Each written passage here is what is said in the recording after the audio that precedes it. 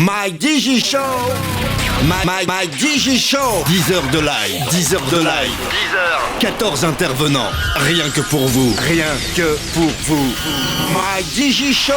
Les entrepreneurs du digital. Les meilleurs. Partagent leur expérience. En live. Êtes-vous prêts? Êtes-vous prêts? Are you ready? My Digi Show. Salut Maher, salut Abdel, merci de m'accueillir. Je suis Sébastien Tissier, je suis plus connu sur Black Hat Marketing alias BHM. J'ai en effet la spécificité d'habiter en Asie depuis très longtemps, depuis 2010 maintenant, et puis j'officie sur plusieurs projets sur le net, dont Black Hat Marketing est sans doute le plus connu. On a également avec un associé développeur, Julien, qui est un peu moins visible que moi, des projets de SAS et puis des choses plus perso qui sont autour de l'expatriation. Et globalement, je suis plutôt spécialisé dans les choses qui sont des méthodes un peu de derrière les fagots pour aller plus vite, plus facilement, moins cher, et avec des méthodes un peu moins conventionnelles. Voilà pour la petite présentation. Et alors moi j'ai une question très importante pour toi. Avant d'arriver sur le web, je sais que tu étais entrepreneur. Grosso modo, c'est quoi ton background et comment tu es arrivé sur le web? Alors en effet, j'ai commencé moi il y a très longtemps par des boîtes physiques. En 99, j'ai créé ma première boîte tout seul d'abord, et puis au fur et à mesure du temps, elle s'est un peu étoffée. C'était un centre d'appel à l'époque, effectivement quelque chose qui est très éloigné de ce qu'on fait sur le net, mais qui quand même reprend certaines bases qui sont importantes en termes de marketing et puis en termes de… C'était en quelle année ça? C'était en 99 et c'est quelque chose que j'ai fait jusqu'en 2006. À partir de 2007, j'ai transitionné vers le net, vers des choses qui sont complètement différentes. C'est-à-dire que je suis reparti de zéro vraiment, sans connaissance, sans background sur le net, sans être développeur, sans être autre chose qu'un utilisateur qui adorait un petit peu la technologie qui était très différente de ce qu'on connaît aujourd'hui. Et à l'époque, pour resituer, il n'y avait pas YouTube, enfin du moins ça naissait à peine. Il n'y avait pas Facebook, c'était MySpace. Il y avait tout ce qu'on connaît aujourd'hui en fait n'existait pas ou peu, ou du moins tous les usages qui nous semblent tellement évidents aujourd'hui étaient vraiment balbutiants, sinon pas encore créés. Donc c'était vraiment très très différent. Est-ce que toi, tu as été bercé dans la sphère du blogging à ses débuts, ou est-ce que toi, tu es arrivé en cours de route du coup? Alors moi, j'ai commencé par un réseau de blogs, mais pas forcément par le blogging au sens création d'audience personnalisée, pas les blogs nichés. Moi, j'ai fait l'inverse, c'est-à-dire qu'à l'époque, en 2007, il n'y avait pas de gros médias, il n'y avait pas de gros acteurs. Par exemple, TF1 n'avait pas de site de replay. Ça peut paraître complètement fou, mais quand tu voulais regarder une vidéo, ça n'existait pas, les replays. Ça n'existait pas, tout ça. Et donc, en fait, moi, j'ai fait un réseau de blogs qui était un réseau de petits médias qui parlaient de sport, de musique, de people, etc. et qui drivait beaucoup d'audience. Pour te donner un ordre d'idée, on faisait 80 000 visiteurs par jour. On rankait en 1 heure. Parce qu'il n'y avait pas de concurrence à l'époque. Tu fais rêver les gens quand tu dis ça. Maintenant c'est quelque chose qui est atteignable, mais il faut énormément bosser. Toi, tu as fait quand tu es arrivé du coup sur le web, du coup 2006-2007, tu as commencé par quoi sur le web et pourquoi tu t'es intéressé au web directement? Parce qu'à l'époque, sachant que toi, tu étais déjà entrepreneur, tu avais un besoin de changement ou tu t'es dit il faut que je prenne le virage à ce moment-là? C'est un peu des deux. Alors, ma transition vers le net, c'était un peu l'idée de retourner un peu dans ma cave, de pouvoir gérer des trucs toute seule, d'arrêter d'être visible, d'être forcément obligé d'aller au bureau. Bref, j'avais envie de reprendre un peu ma liberté et puis de faire ce pourquoi, en réalité, je voulais entreprendre au départ, qui était de créer une boîte pour être libre. Et je me suis aperçu quand tu as des salariés, quand tu as beaucoup de salariés, tu as beaucoup de contraintes, tu as beaucoup de problématiques à gérer, tu ne fais pas du tout ce pourquoi tu as créé une boîte. Donc, pendant longtemps, j'ai raisonné par rejet finalement de ce que je faisais avant, c'est-à-dire je voulais être tout seul, je voulais vraiment me consacrer qu'à ce que je voulais faire uniquement à ça. Et j'ai commencé par les blogs, effectivement, parce que c'était ce qu'il y avait de plus simple en même temps à l'époque, et puis parce qu'ensuite, ça m'a permis d'explorer plein d'autres choses. C'était là où j'ai fait mes armes, finalement, un peu par hasard, mais comme je suis une nature curieuse, ça m'a servi pour apprendre un petit peu tout ce que j'enseigne aussi aujourd'hui. Ça me donne un spectre large d'expériences qu'on a pu faire, et donc c'est intéressant d'avoir vu ces évolutions-là, parce que ça m'a rappelé un point important, c'est ce que je ne faisais pas à l'époque, justement, qui était un défaut de mon système, c'était que c'était facile d'avoir du trafic, mais ce n'était pas du trafic qualifié, c'était du trafic dont on n'était pas propriétaire. C'était du tout venant, quoi. Tu avais un peu tout et c'était hyper difficile de qualifier tes leads. Est-ce que quand tu es arrivé, est-ce que tu es arrivé sur le web et ensuite tu es allé en Asie? Parce que ça fait combien de temps que tu es en Asie du coup maintenant?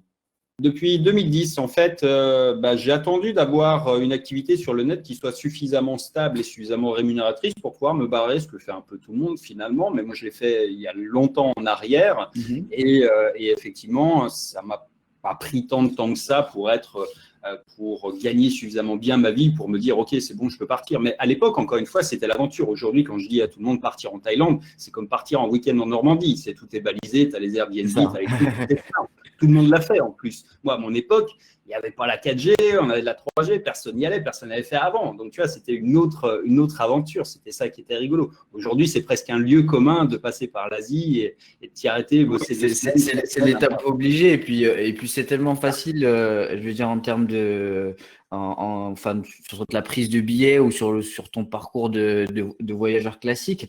Quand tu arrives en Asie, du coup, tu as mis grosso modo, si j'ai bien compris, à peu près 2 à 3 ans pour être indépendant sur le web, c'est ça?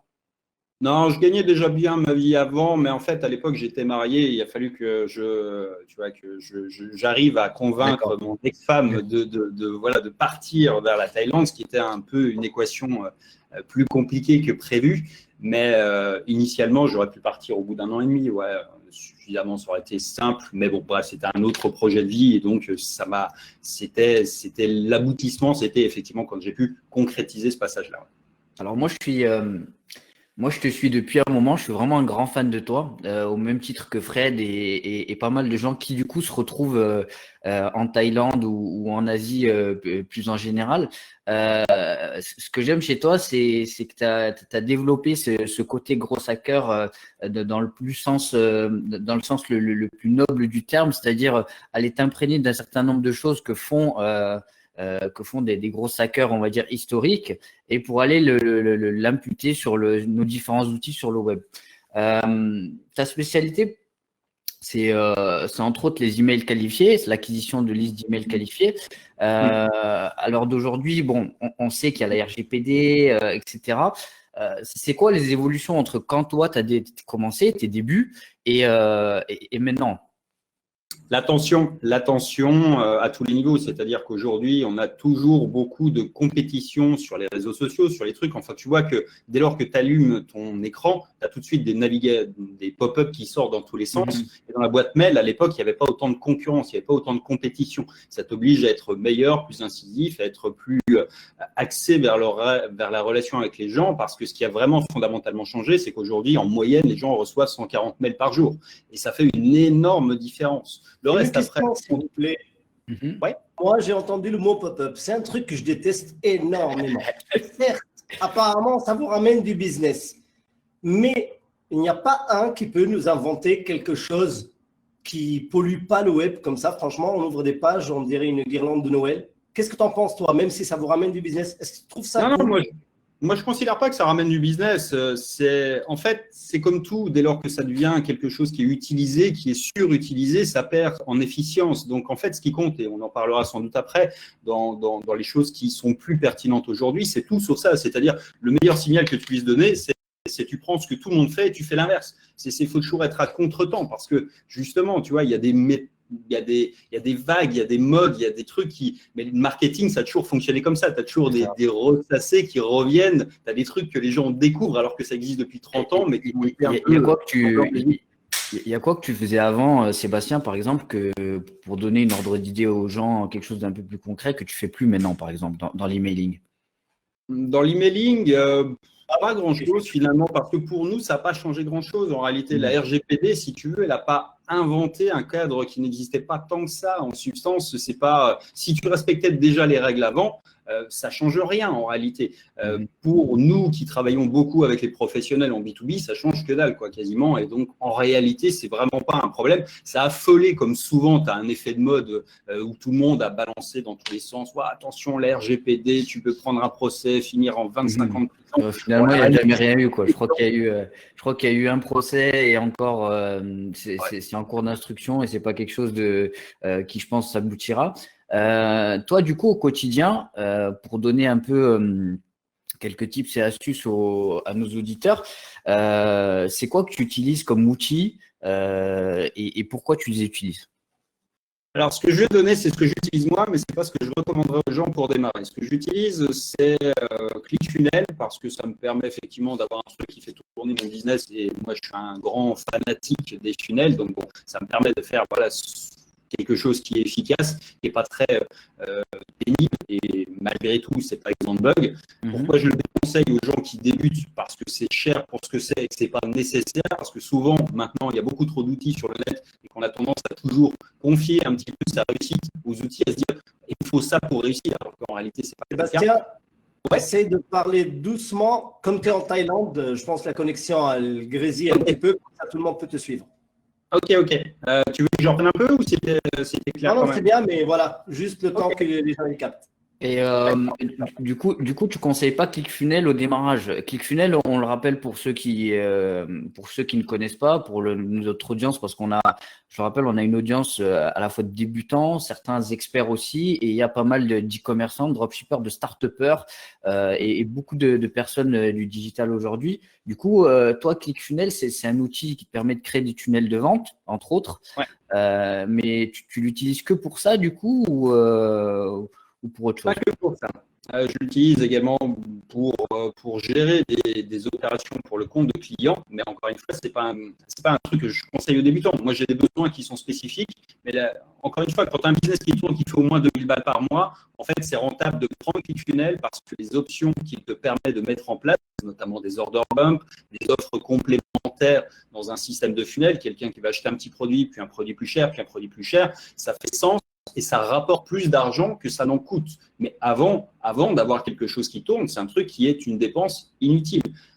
Encore une fois, parce que tu as passé beaucoup de temps à apprendre le logiciel, tu as passé beaucoup de temps à créer des funnels, alors que tu n'as pas de trafic, tu n'as pas d'éléments de conversion, tu ne sais pas où tu vas, et tu te dis que c'est ça qui va être la baguette magique. Mais ce n'est pas le cas.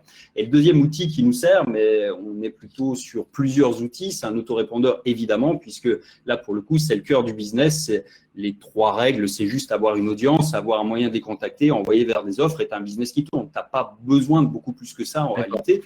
Et tu pourrais très bien le faire avec un WordPress sans avoir besoin d'un ClickFunnels. Si tu as la confiance des gens, si tu mets un bouton, que ça soit un ClickFunnels ou un PayPal ou peu importe, ils t'enverront de l'argent. C'est ça qui est le plus important. Ouais. Ma question à moi, pardon Abdel, parce que là j'entends, parce qu'il y en a beaucoup qui ne jurent que par ça. ClickFunnels, machin, nanana, qu'en fin de compte, on n'a même pas besoin de gaspiller d'argent avec ces outils si on fait bien les choses, même avec un bon WordPress. Est-ce que c'est ce que tu veux dire? Pas nécessairement, encore une fois, il faut pas vous confondre. Pour démarrer, tu n'as pas besoin de ça. Et ensuite, c'est un outil, mais un outil, c'est jamais qu'une pelle. Si tu veux, c'est fait pour faire un trou. Ça dépend de la situation de chacun. Ce qui est vrai pour un dropshipper n'est pas la même chose pour un infopreneur. Pour quelqu'un qui fait du coaching ou du consulting, c'est pas aussi vrai. Tu vois, ça dépend vraiment des cas de figure. Et de là à dire que c'est bien ou c'est mal, c'est jamais vrai. C'est-à-dire que je ne le recommande pas à tout le monde parce que tout le monde n'en a pas besoin. Mais tout le monde pense qu'ils en ont besoin pour réussir. C'est ça, en fait, le truc. Après, je pense que le point important, c'est toujours pareil. Les gens, ils se focusent sur l'outil.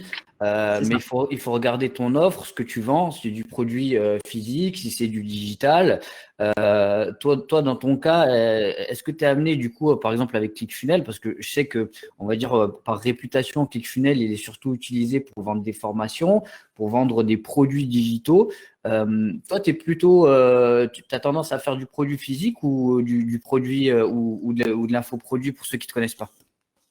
Moi, je fais de l'infoproduit, je fais du consulting, je fais du coaching un petit peu, et puis surtout, on fait du SAS, des services en ligne, donc, et là, on a nos propres infrastructures. Et c'est pour ça qu'en fait, je dis que c'est différent à chaque projet. Par exemple, pour vendre du coaching ou du consulting, tu pourrais mettre une page sur WordPress, ça suffirait très bien, tu n'auras pas besoin d'un tunnel compliqué. C'est en ça où, en fait, où je dis que c'est souvent un espèce de masque. Tout le monde tombe un peu dedans et c'est normal, mais c'est pas ça qui va faire le business en fait. C'est un outil, l'outil il est au service de la stratégie. Donc si dans ton business tu as intérêt à faire des funnels, oui c'est un bon outil. C'est bien si tu en as besoin, c'est pas la condition sine qua non pour réussir. En revanche, c'est un peu ça la limite de l'exercice. Et au fur et à mesure que tu utilises ces outils, du coup, tu nous as dit que tu ne recommandais pas ClickFunnels pour les débutants.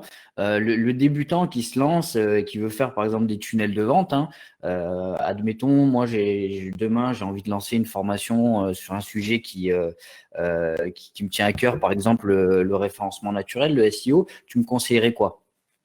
Je te conseillerais d'abord de tester ton offre avant de penser tunnel. C'est-à-dire que la plupart des gens mettent la charrue avant les bœufs et c'est ça le problème des outils, c'est que tu as passé tout ton focus, toute ton énergie dans l'idée de faire un funnel, mais il faut ton offre est pourrie. Et c'est tant que tu n'as pas fait en fait une offre qui est testée, qui est validée, où tu as fait des ventes, ça ne nécessite pas de mettre 97 ou 100 ou 297 balles par mois dans un logiciel. C'est en fait, il faut repartir de la base. Une fois que tu as fait tes premières ventes, mais si tu veux, pour faire tes premières ventes sur un infoproduit, tu fais un petit live, tu vas faire une pré-offre qui va dire, OK, la formation, elle n'existe pas, on va la faire ensemble et je vais te la faire à moitié prix. Et pour faire ça, tu as juste besoin d'un bouton PayPal. OK, une fois que tu l'as vendu, tu peux t'acheter le logiciel et tu vas pouvoir faire tes funnels. Tu vas te dire, OK, je vais pouvoir faire un petit découpage, faire un peu un truc pour capter du trafic. Mais avant, ce n'est pas la solution magique. Et c'est un peu ça, en fait, que j'essaye d'expliquer toujours. Donc, est-ce que tu considères que ça, pour toi, c'est un hack ou est-ce que tu considères que finalement, c'est la méthode que tout le monde devrait faire? C'est plutôt du bon sens en réalité. C'est-à-dire que, tu vois, moi, je viens de l'entreprise physique. Tous les 3 mois, on avait les charges à payer. Et en fait, moi, j'ai toujours bossé avec une espèce d'épée de Damoclès qui disait que le premier focus qu'on devait avoir, c'était pas à faire des jolis trucs, c'était à faire des trucs qui rendent de l'argent. Parce qu'en fait, le joli truc, l'URSSAF, il s'en foutait. En revanche, lui, il voulait le chèque. Donc, en fait, mon focus a toujours été plus porté vers la vente que vers les aspects décoratifs. Et du coup, mais, on va quand même aller te titiller un peu sur ton terrain de jeu parce que je sais que tu as l'esprit et le mindset du hacker. Je sais que tu as testé pas mal de choses sur LinkedIn, sur Facebook, entre autres. C'est quoi les hacks qui fonctionnent en 2020? Alors, ce qu'il faut comprendre, c'est que plus les On va plateformes… commencer par Facebook, par exemple. Plus les plateformes sont matures et plus elles sont difficiles. C'est-à-dire que, je vais faire un petit historique du truc, mais Facebook, il y a 4 ans, on pouvait récupérer les emails de n'importe qui en pluguant en fait son compte Facebook sur une boîte Yahoo Mail. On pouvait accéder à l'email et aux coordonnées. Tu faisais l'extract et puis tu avais l'ensemble de l'ensemble des emails de tes amis. Et quand tu avais un peu le sens tordu comme on l'avait, c'est tu vas créer 10, 20, 100… 200 profils et tu vas te faire beaucoup d'amis. Et donc, tu as beaucoup de comptes, mais tu vas récolter beaucoup d'emails.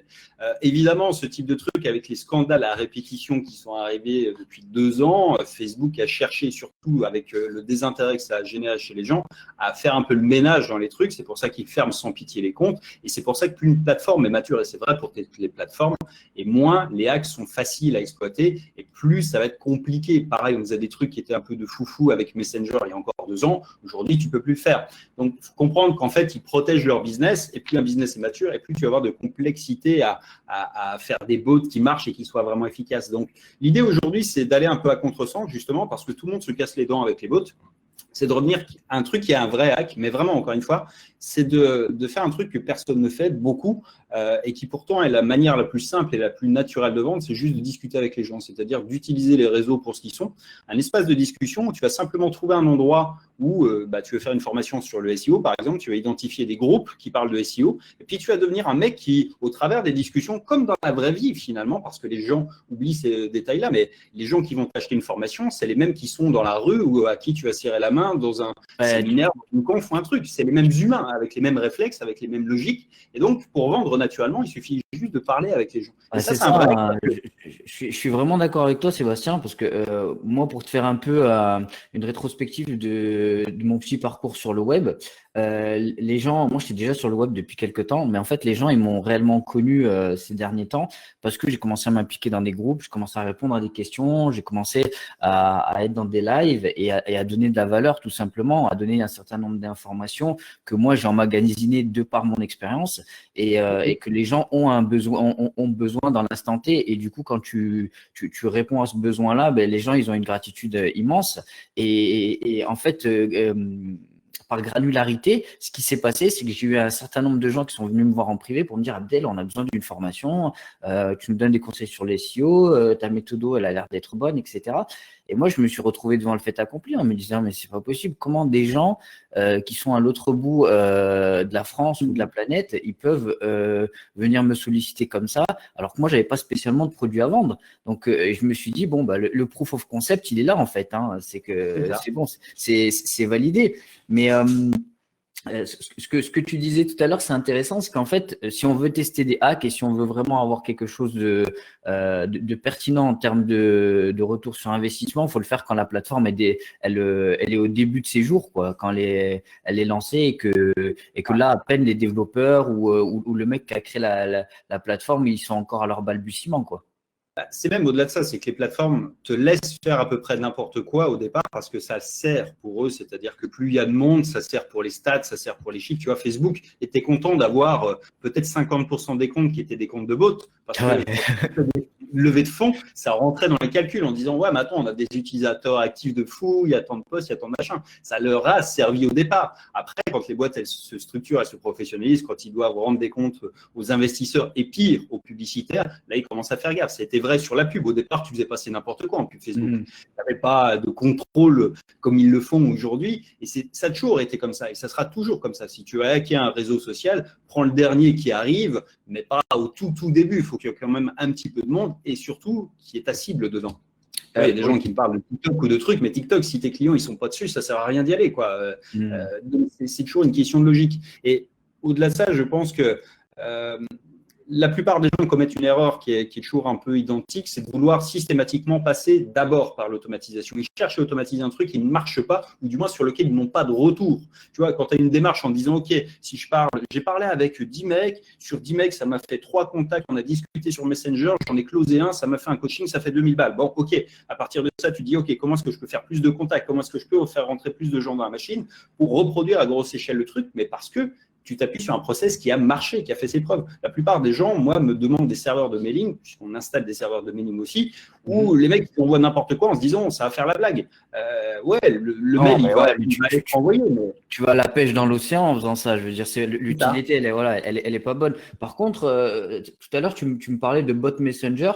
Toi, tu as réellement testé le truc pendant un laps de temps et dès le départ. C'est quoi qui marchait avant et qui marche plus maintenant et c'est quoi qui marche maintenant du coup? Les bots Messenger, d'une part, enfin là, il faut toujours garder ça en tête, c'est que Facebook, c'est une boîte commerciale. Quand ils ont mis un truc gratuit… c'est que c'est toi le produit. C'est que c'est toi le produit, mais c'était pas en plus quand tu vois, ils ont juste laissé aux gens, aux entrepreneurs comme nous, le goût de tester, de voir que ça marchait. Ensuite, ils disent bon, maintenant c'est payant. C'est ce qui s'est passé. Il fallait avoir cette vision-là du truc de dire ils vont ouvrir les vannes, ils vont laisser jouer tout le monde parce que ça les arrange pour faire ce qu'ils veulent faire. Mais sur Messenger, c'était génial. Les meilleures séquences qu'on a pu faire, c'est ça. On faisait du 98% d'ouverture et 70% de taux de clic. Je ne sais pas si tu vois ce que ça donne comparativement à un trading. C'était complètement fou. Mais aujourd'hui, et pour revenir sur les notifs, vu que tu en as 25 qui arrivent tout le temps, tu commences à en avoir marre. Et puis au-delà de ça, c'est payant maintenant. Donc c'est plus. Sébastien, je ne sais pas si tu m'entends. Oui. Parce que tout à l'heure, je suis sur le chat, il y a du monde qui me contacte partout. Il y a un mot qui n'arrête pas de revenir.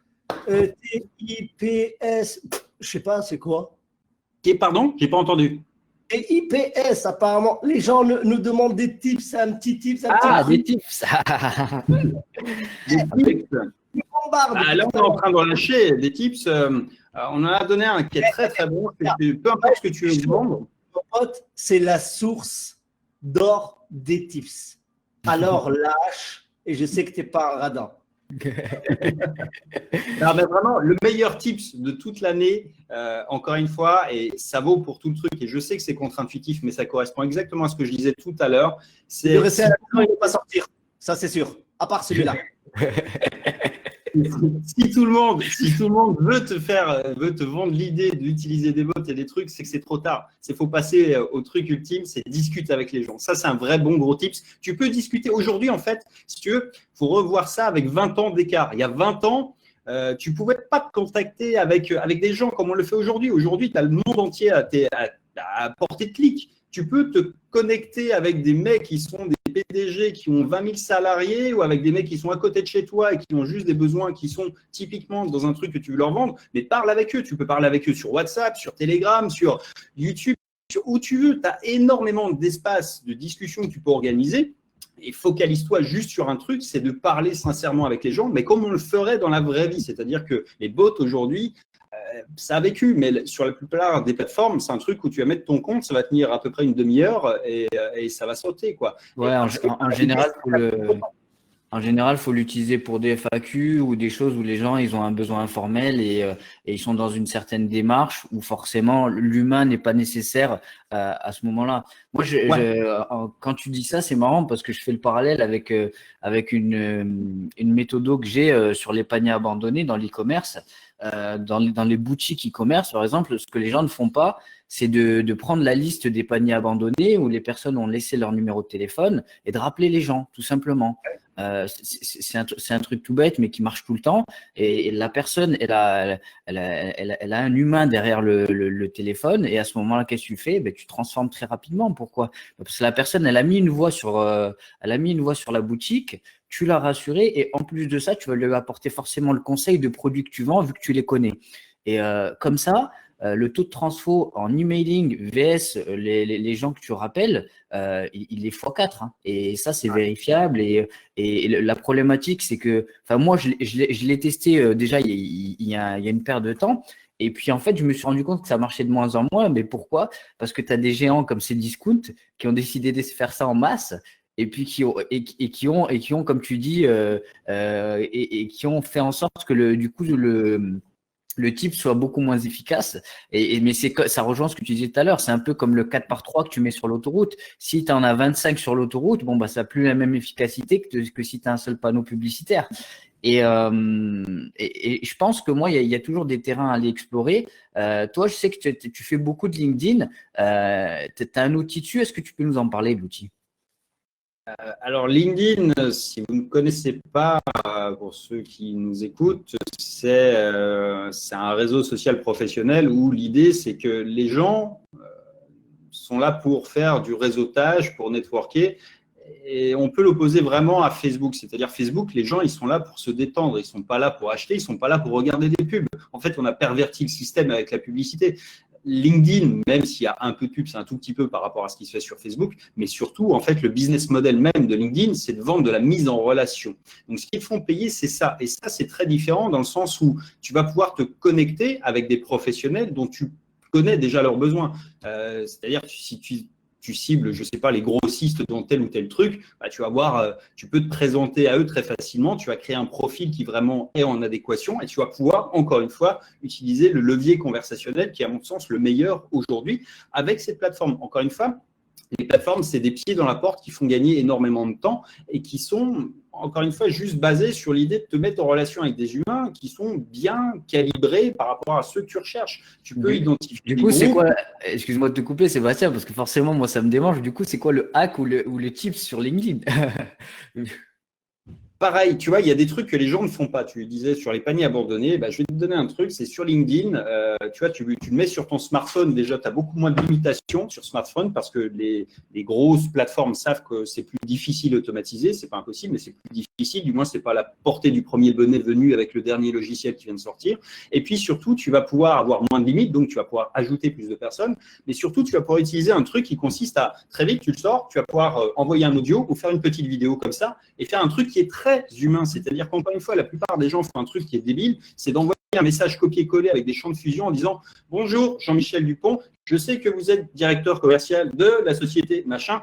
Et ça pue, en fait, ça pue parce que ça sent le truc fake, quoi. Alors que si tu fais « Salut Michel », enfin, tu vois, tu peux le faire très naturel, très vivant, mais comme tu le ferais dans la vraie vie, encore une fois. Et c'est ça, en fait, qui est un outil qui est génial aujourd'hui que les gens n'utilisent pas assez, c'est les possibilités techniques qui sont faites par les plateformes et encore plus sur smartphone. Tu vois, sur PC, c'est plus compliqué, mais avec ton smartphone, tu peux faire une petite vidéo pour quelqu'un. Tu fais 30 secondes. C'est comme si tu avais écrit une lettre de vente quasiment. Et surtout, tu vas impacter les gens différemment. Les gens ne vont pas te mettre dans la catégorie du vieux spammer qui se cache derrière son truc. Tu vois, et le mec le mec qui a reniflé un message qui pue le spam, tu l'as perdu à vie. Ouais, en plus de ça, l'approche, elle est vraiment pas qualitative et puis du coup, tu vas pas pouvoir le closer, tu vas pas pouvoir faire une vente derrière si derrière tu as cette approche un peu agressive et en plus de ça, il en a tellement dans la journée. Le mec qui est directeur d'une boîte ou quoi que ce soit, il va avoir 10, 20 emails sans X demandes sur LinkedIn et finalement ça change pas réellement son quotidien et il a toujours ce besoin. Par contre, demain, s'il voit que toi, tu as posté quelque chose d'intéressant sur LinkedIn ou que tu lui as envoyé, comme comme tu dis, un message privé avec une vidéo sur lequel il y a son prénom, c'est personnalisé, là, franchement, ça fait toute la différence. Après, est-ce que si je suis e-commerçant, par exemple, parce que je sais qu'il y en a dans l'audience, start-upper, donc tu l'as dit, l'astuce est bonne. Si je suis e-commerçant, est-ce que tu penses que finalement, j'ai ma place sur LinkedIn? Ouais, bien sûr. Alors, il va falloir changer un peu ton approche, mais typiquement, tu peux toujours trouver une utilisation à peu près tout le temps. Tu vois, sur LinkedIn, tu vas pouvoir t'adresser à qui? Dans le cadre d'un e-commerçant, tu peux trouver des grossistes, des gens qui vont pas être des clients finaux, parce que sur Facebook, tu vas essayer de vendre une unité, peut-être 2 ou 3 de ton produit, là où en fait, tu vas peut-être trouver des gens qui vont pouvoir t'en acheter 1000, 10 000 d'un coup. Tu vas pouvoir trouver des gens, je sais pas, mettons que tu fasses des verres ou tu vois, des trucs qui sont, disons, des verres à bière. Là, tu vas cibler les patrons de bar, par exemple, parce qu'eux, ils ont un intérêt. Tu vas pouvoir constituer en fait une gamme qui est dédiée aux pros, mais quand tu regardes bien des supermarchés professionnels, ça existe déjà, sauf que les produits, on les adresse, on les conditionne pour qu'ils soient orientés vers les besoins, vers la logique de fonctionnement d'un pro. Au-delà de ça, tu vas pouvoir trouver d'autres types de personnes. Pouvoir trouver des gens qui ont peut-être des audiences, qui vont pouvoir te relayer, ce qu'on appelle des influenceurs, même si influenceur, ça a été maintenant très accolé à Instagram, ce qui est un peu réducteur, mais influenceur, c'est juste quelqu'un qui a une audience. Donc sur un LinkedIn, tu vas pouvoir trouver des gens qui sont des relais d'influence. Ça peut être par exemple des comités d'entreprise. Les gens ont, eux, la capacité à te mettre en relation avec les gens qui ont sous eux. Tu vas pouvoir trouver également des journalistes, peut-être. Ça va dépendre. Comment tu définis réellement les influenceurs sur LinkedIn vs ceux que tout le monde connaît sur Instagram ou sur YouTube? C'est quoi le profil type d'un influenceur, par exemple, sur LinkedIn? Si moi demain, ou si exemple Maher qui a plusieurs outils de SEO, notamment et des outils qui permettent en fait tout simplement à quiconque de faire du SEO sur son site internet qualitativement, comment lui par exemple il irait chercher ce type d'influenceur sur LinkedIn et comment tu le caractérises en fait? Est-ce que c'est une personne toute seule? Est-ce que c'est une entreprise? Tu viens de dire comité d'entreprise, mais est-ce que ça se limite à ça finalement? Non, bien sûr que non. Tu vas pouvoir trouver des gens qui ont… c'est plutôt des individus, pour reprendre des questions, et c'est plutôt des gens qui ont une communauté, encore une fois, puisque tu vas pouvoir voir très vite que les gens, quand ils postent quelque chose, ça a été vu par tant de personnes. C'est des gens qui ont une audience qui n'est pas forcément… des gens qui seraient des concurrents à toi, par exemple, mais des gens qui visent ou qui ont dans leur relation la même audience que toi, tu cibles. Donc, ça veut dire des gens qui vont parler à ton client idéal. Et toi, en fait, le but du jeu, c'est de trouver ces relais. En fait, eux, ils te servent juste à relayer ton offre vers ces personnes-là. Ça peut être également des, je sais pas, tu vas avoir des gens qui seraient peut-être des gens qui ont des gros blogs, des trucs comme ça. Tu vas pouvoir les trouver également. Tu as des gens qui sont toujours entre toi et le client final. Alors après, il y a des outils qui permettent de les trouver un petit peu plus facilement, mais il va falloir déjà que tu réfléchisses un petit peu à qui c'est, quelle est ton audience, qui leur parle aujourd'hui sur LinkedIn, et ensuite tu vas essayer de filtrer un petit peu les trucs. On t'entend un peu mal, Sébastien. Je te dis, on t'entend légèrement mal. Ça prend le temps ça veut dire de parler doucement, Okay. comme ça, ils peuvent capter avec la connexion que… Il a tellement de bonnes choses à nous dire. Moi, depuis tout à l'heure, je suis en mode formation, là. Je gère les gens et je suis en mode formation. Je fais dans ma tête, punaise, je les aime beaucoup, mais pourquoi je ne suis pas tête à tête avec lui, tu vois? C'est clair. D'ailleurs, Sébastien, mais tiens, il y a super transition, Maher. Moi, j'ai une question que je t'ai adressée en privé parce que je voulais vraiment que tu y répondes. Si toi, demain, avec tout le background, l'expérience que tu as, tu devais tout refaire de zéro et tu te le relancerais dans le business, tu commencerais par quoi? Et qu'est-ce que tu lancerais comme business et pourquoi? Je m'attaquerai au B2B, c'est-à-dire uniquement aux pros, parce qu'avec un seul client, tu peux déjà gagner ta vie. Et ce client-là, tu peux le trouver avant la fin de la semaine, et que c'est sans doute la manière la plus rapide de lancer n'importe quoi, c'est d'utiliser une compétence que tu as déjà et de trouver les gens qui sont le plus à même de l'acheter le plus cher possible. C'est-à-dire que typiquement, tu vois, entre une formation et que je vais vendre à quelqu'un qui fait 10 000 euros de chiffre d'affaires et la même que je vais vendre à quelqu'un qui fait 1 million de chiffre d'affaires, si cette formation elle permet de faire 10% de chiffre d'affaires en plus, tu vois que dans un cas, ma formation est moins intéressante pour l'un que pour l'autre. Donc, tout le but du jeu, c'est de trouver la personne qui est la plus capable de te payer cher une compétence, et il n'y a pas mieux que les pros. Les pros tu l'as devant toi, hein, Maher, il est prêt à faire un séjour en Thaïlande pour se former apparemment.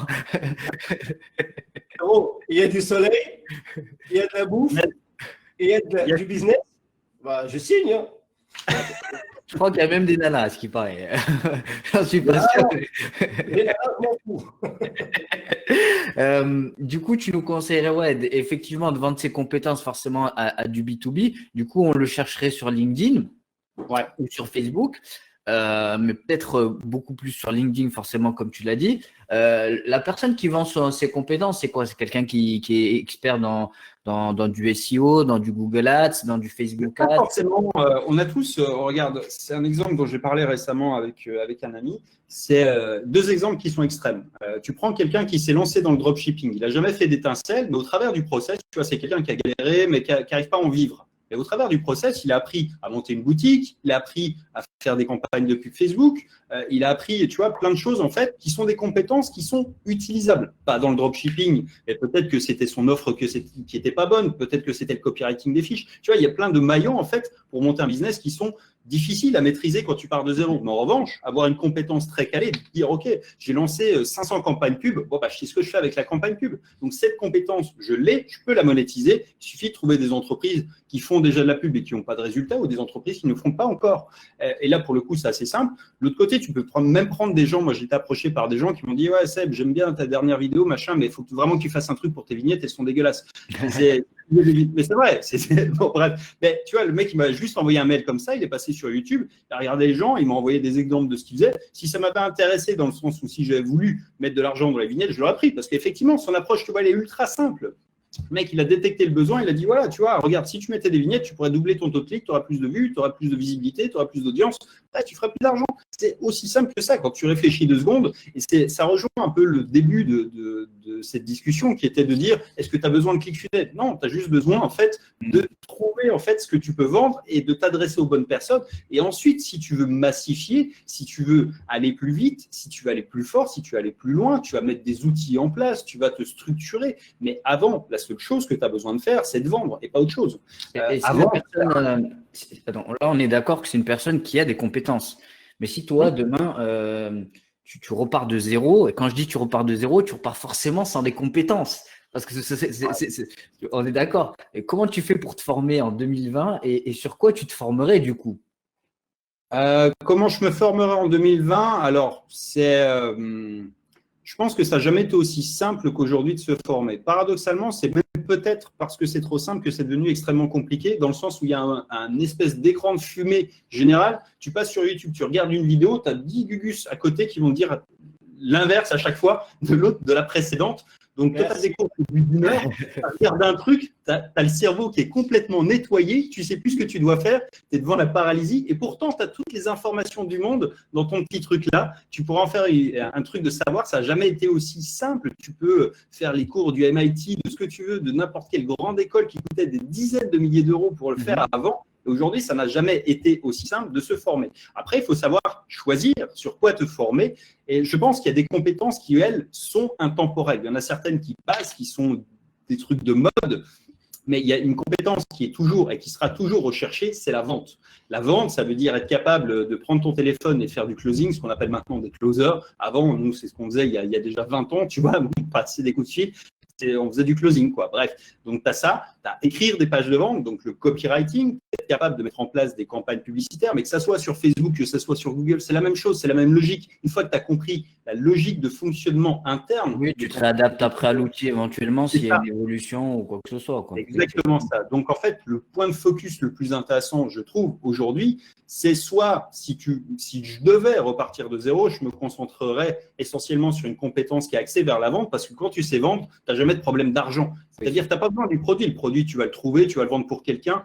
Si tu sais écrire de belles pages de vente, tu vas trouver des clients qui ne savent pas le faire. Tu vas pouvoir écrire des séquences de mails.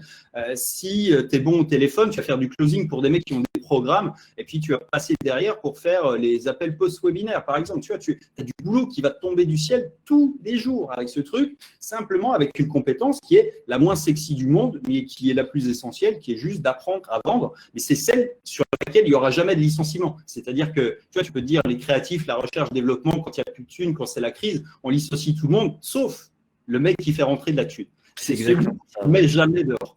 Après, ma question, c'est du coup, parce que tu as répondu partiellement, du coup, où est-ce que j'irai me former? Parce que, là, ok, tu vas te former sur une compétence qui est intemporelle. Donc, on a dit, demain, je me forme dans du copywriting, par exemple. Oui. Où est-ce qu'il faut que j'aille pour me former sur du copywriting? Juste avant ta réponse, Sébastien, si je me permets de faire l'avocat du diable, tu as raison quand tu dis maintenant la formation, c'est très facile. Ok. Par contre, il y a un délire que tout le monde est devenu formateur. Ok. Beaucoup de parlent cash et cru, beaucoup de charlatans. Il fait 3 jours une activité et il vend une formation. Beaucoup de formations, comme tu as dit, elles disent le contraire d'autres, même sans aucune preuve ni logique. Et maintenant, ok, pour se former, je pense qu'il faut trouver qui est le vrai formateur. Ok, parce que par exemple, moi qui est dans le développement, il y a beaucoup d'écoles de développement où, franchement, désolé, c'est que du business. Ils s'en foutent complètement que ce soit développeur ou non. Les formateurs eux-mêmes, ils ne savent pas débugger un truc. Tu vois. Maintenant, je vais apprendre une formation comme tu dis toi. Peut-être il faut aussi avertir les gens qu'il faut trouver la personne qui travaille avec conscience. Tu vois. Réellement professionnel, pas un charlatan, pas un voleur. Parce que maintenant, le copywriting, c'est mortel.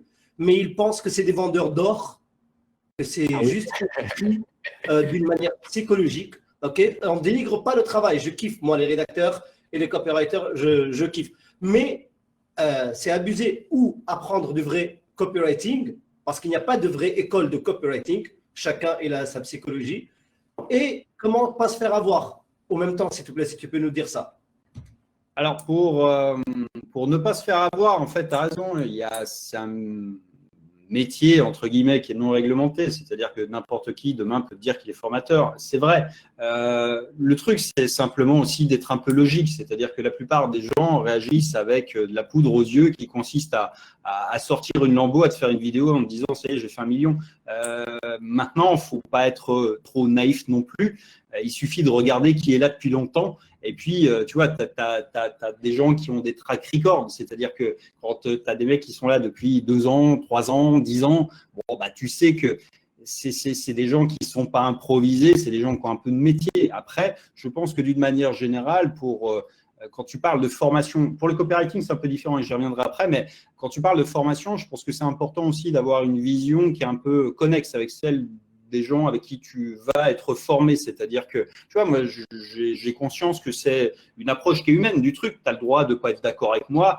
Moi, j'ai ma vision du truc, mais elle n'est pas ni meilleure ni pire que celle d'autres formateurs. Tu vois, par exemple, vous allez avoir des gens qui vont parler de SEO. Moi, je vais te parler d'autre chose, mais parce qu'on a chacun nos retours d'expérience sur le truc. Ça ne veut pas dire que l'un est meilleur que l'autre. Ça veut dire qu'on a chacun nos approches et qu'on a, au-delà de ça, chacun nos valeurs et qu'on projette effectivement ce vers quoi on tend. Du coup, toi, Sébastien, tu as un certain nombre de clients que tu accompagnes, hormis tes business en SaaS, comme tu le disais, qui sont en phase avec toi, hein, finalement, sur cette prestation, sur le consulting que tu donnes, etc. Et c'est des clients que tu sélectionnes, je suppose, parce que je sais que toi, tu as un temps assez limité et que tu aimes bien pas trop te prendre la tête avec les clients. Mais comment tu les accompagnes du coup?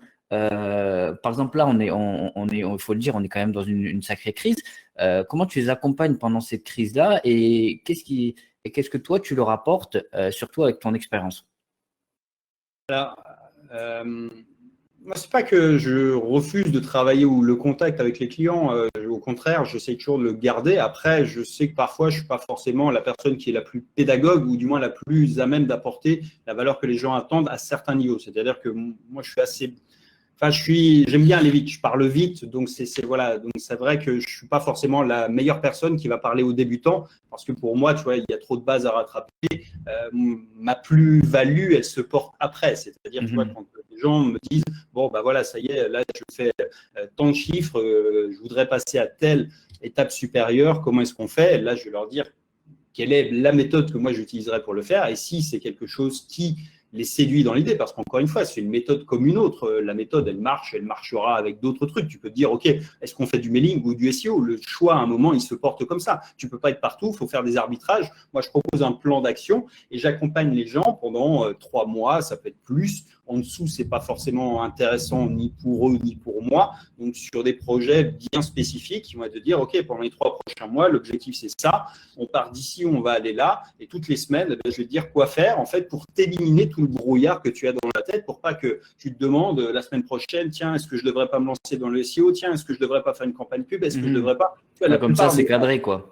Est-ce que c'est quoi le tips que tu leur donnes pour gérer cette situation de crise, par exemple? Encore une fois, c'est de travailler les fondamentaux, c'est-à-dire de dire que tu as 2 choses. La première, c'est ton actif le plus précieux dans un business, ça reste tes clients, c'est-à-dire ceux qui t'ont déjà fait confiance, ceux qui te font vivre et que ceux-là, ils ont la capacité à être 10 fois plus facile à convaincre qu'un nouveau client de t'acheter un truc. Donc, si tu dois lever de l'argent, tu vas faire une opération, une promo, peu importe, n'importe quoi, mais qui va être en direction de tes clients. Les premiers, parce qu'eux, ils ont un très, très facile à réussir. Il suffit de faire une belle offre, un truc, tu envoies un mailing et tu lèves de l'argent. Donc, si tu as un problème de cash, c'est aussi facile que ça, entre guillemets, mais c'est comme ça que c'est le plus simple à faire. Pas besoin de faire très compliqué. Après, pour les périodes de crise, c'est un moment qui est propice, justement, à travailler sur l'après et à peut-être avoir un peu comme ce qu'on fait en ce moment, c'est-à-dire des choses où on va peut-être essayer d'apporter de la valeur d'une manière différente en plantant des graines pour l'avenir, parce qu'on sait que c'est peut-être pas le moment qui est le plus opportun,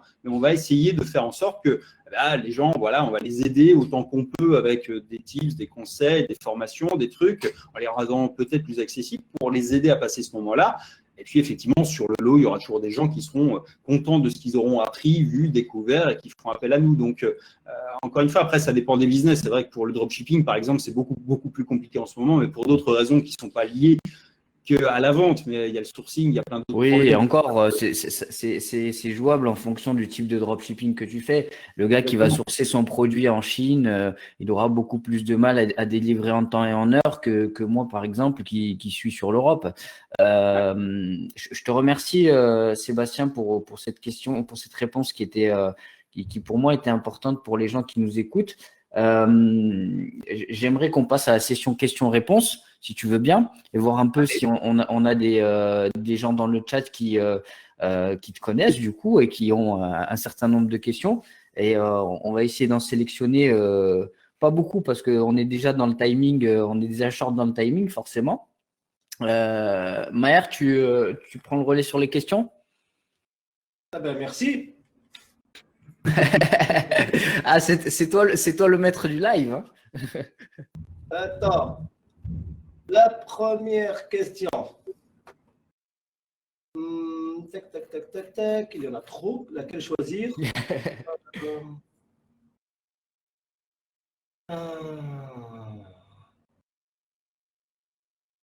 Voilà. Tu fais ton premier tunnel ou tu offres un contenu en échange de mail, par exemple? Moi, j'ai plutôt tendance à faire une offre pas chère, mais à pas donner. Je fais assez peu de landing page avec des contenus gratuits parce que les gens en ont trop de contenus gratuits. C'est-à-dire que ça ne sert pas à grand-chose de donner un nouveau PDF ou un nouveau truc. Ok. Il y en a un qui fait une remarque, il dit faire une landing page, c'est bien, par exemple, mais encore, faut-il lui faire venir du trafic. Comment, toi, par exemple, tu ferais quand tu as une landing page pour lui ramener du trafic? C'est quoi la cible? Parce que ça change un peu les trucs, ça manque un peu de contexte pour répondre d'une manière générale. Donner la cible, mais imaginons par exemple dans le B2B. Dans le B2B, encore une fois, je dirais, l'idée, c'est toujours la même. C'est si tu n'as pas de budget, si tu n'as pas de track record ou si tu n'as pas de retour sur ce que tu essayes de vendre, ça ne sert à rien d'envoyer de la pub payante dessus. En revanche, tu peux utiliser par exemple sur Facebook pour le B2C, tu vas trouver des groupes, tu vas faire un truc qui te permet de récupérer du trafic gratuit en mode sympa. En mode sympa, ça peut être tu vois, des pages qui sont un peu créatives. Tu vas mettre par exemple un Google Doc en place et puis à un moment, tu vas le verrouiller et comme ça, tu vas récupérer les mails un peu en loose day. Mais tu vois, c'est une autre manière plus créative tout en donnant un peu de la valeur dans les groupes.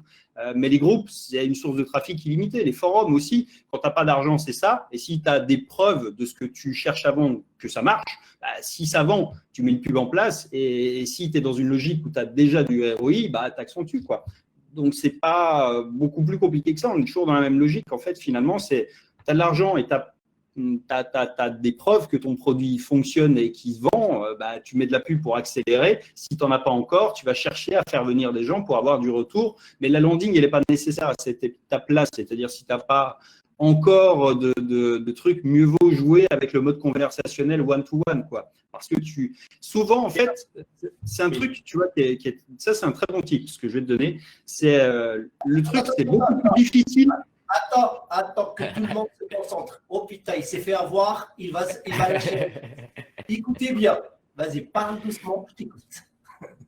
Tu vois, souvent, en fait, on essaye de faire un truc qui est ce que tout le monde te dit de faire. C'est-à-dire, tu vas mettre une landing page, tu vas mettre un produit derrière, les gens ils vont arriver sur le truc, ils vont dire est-ce que je mets mon mail, ils vont te mettre un mail poubelle une fois sur 3. Bref, tu vas te retrouver avec quelques mails, les gens vont regarder ton offre, ils vont regarder le truc, ils vont se dire est-ce que c'est bien sérieux, est-ce que machin, est-ce que truc, est-ce que je ne vais pas me faire arnaquer, est-ce que truc. Total des courses, il va te falloir des tonnes de trafic pour vendre un produit à 27 balles. Alors que finalement, si tu prenais ton téléphone, si tu prenais ton WhatsApp, ton Messenger, ton LinkedIn, tu vendrais un truc à 2000 balles en 20 minutes beaucoup plus facilement et beaucoup plus rapidement, avec beaucoup moins de friction en fait dans le process. Ça, c'est pas donné à tout le monde de prendre le téléphone et pouvoir vendre quelque chose. Là, il faut être vendeur. Mais quelqu'un qui… Non, mais regarde, comme le disait tout à l'heure Abdel, en fait, si tu joues le jeu en fait, du mode conversationnel, tu as les gens qui vont naturellement venir à toi. C'est-à-dire que tu n'as même pas besoin, tu n'es même plus dans la position du mec qui va essayer de gratter, tu vois, l'attention des gens. C'est les gens qui vont venir vers toi. Si tu le fais vraiment, si tu vas dans les groupes, si tu participes, si tu prends toutes les questions à la con qui tombent dans un groupe et que tu réponds, mais que tu cibles celles qui sont dans une thématique. Je sais pas, tu prends tous les trucs de dropshipping, puis tu vas te concentrer juste sur la partie technique. Et tu vas devenir forcément dans ce groupe-là la référence technique sur le dropshipping. Et les gens, quand ils vont avoir besoin d'un truc, vont venir te voir toi. Et au bout de 15 jours, ça suffit. Si tu réponds tous les jours, ça te prend un quart d'heure de faire un truc, tu fais ouais, j'ai fait un petit audio, contacte-moi un MP si tu veux en savoir plus, ça marche. Et tu n'as pas besoin d'être un vendeur d'élite pour ça en fait. Moi, je rebondis sur ta question et excuse-moi de te couper, Maher. Et je rebondis juste sur cette question et après, je te laisse pour la dernière question. Sébastien, quand tu deviens influent, je remarque une chose, et toi, tu as une chaîne YouTube, tu as du monde qui te suit, etc. Tu as un certain nombre de gens qui te posent des questions sur des thématiques qui n'ont rien à voir avec ton domaine. Et je voulais savoir en fait si c'est général ça ou si c'est particulier à un certain domaine. Par exemple, tu vas être influent sur l'email marketing ou sur LinkedIn ou sur Facebook et les gens ils vont te dire demain je vais acheter une Dacia. Est-ce que tu me conseilles tel modèle ou tel modèle? Comment ça se fait? Je comprends pas en fait ce phénomène. Alors je sais pas si toi ça te le fait et du coup j'aimerais que tu me répondes sur ça. Bon, moi, on ne me demande pas pour Dacia, mais pour d'autres trucs. C'est normal. Je pense qu'en fait, on sous-estime beaucoup quand on fait des vidéos la relation intime que les gens peuvent créer avec toi. C'est-à-dire que moi, de temps en temps, tu vois, pourtant, je suis à l'autre bout du monde, mais de temps en temps, j'ai des gens qui arrivent, qui fondent sur moi comme ça. Et oh, Seb, tu mets un temps de retard et tu fais je le connais pas, mais lui, il te connaît. Lui, tu es son meilleur pote parce qu'il regarde tes vidéos tous les matins. Mais toi, tu le sais pas parce que tu l'as jamais vu. Et en fait, lui, il a noué tout seul dans son coin une relation très intime avec toi. Et c'est le pouvoir, effectivement, de la vidéo et du truc. C'est un peu souvent déstabilisant quand, effectivement, ouais. Je pense que c'est ça. C'est en fait, c'est une construction qui se fait comme ça et c'est tant mieux parce que c'est la preuve que ça marche. Effectivement, si les gens te demandent ton avis sur un truc qui pour eux est important, c'est qu'ils mettent très haut la confiance en toi. C'est que le job a été fait, quoi. Une dernière question et je vous laisse plus jouer comme vous voulez parce que vous bouffez tout le temps. Mais moi, franchement, c'est un plaisir. Pour ça, je laisse parce que c'est riche et c'est agréable en même temps.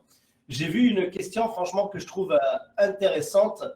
La personne, qu'est-ce qu'elle dit? En cette crise, c'est-à-dire cette période de confinement, cette crise, machin, c'est quoi le mieux d'acquérir de nouveaux clients ou fidéliser plutôt?